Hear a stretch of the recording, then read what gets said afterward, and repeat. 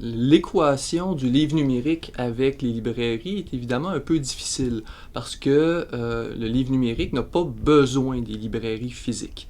Et c'est là que se pose la question du rôle précis des librairies et des libraires. Les librairies étaient conçues pour pouvoir maintenir un stock, donc d'être des distributeurs de livres papier et d'avoir cette proximité. Et c'est ce qui fait en sorte que les librairies, le modèle parisien de la librairie de quartier où on va chercher le livre, où on connaît les gens, c'est un peu effrité avec les années. On le voit entre autres aux États-Unis où les librairies indépendantes ont complètement disparu. Même les grandes chaînes sont en train de disparaître, entre autres à cause d'Amazon.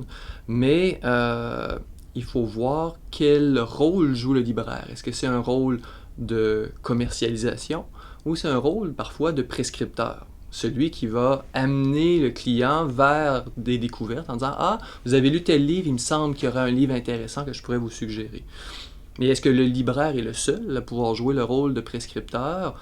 On s'aperçoit que le bibliothécaire peut le faire à certains égards et aussi que les sites comme Amazon, entre autres, vont jouer un rôle de prescription par algorithme en disant si vous achetez ce livre-là, les autres acheteurs, statistiquement, ont acheté aussi tel livre, tel livre et tel livre.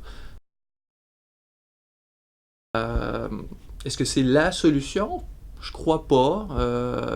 On est toujours sur des effets de mode. Le café a été d'une grande mode dans les 5 dernières années. Là, on s'en va peut-être vers les buvettes ou on a toujours ces effets de mode. Et donc, probablement que la librairie aurait avantage à suivre un petit peu de ce côté du hype qu'il y a avec certaines formules, justement. Comment les gens aiment prendre du temps et s'adapter à ces formules.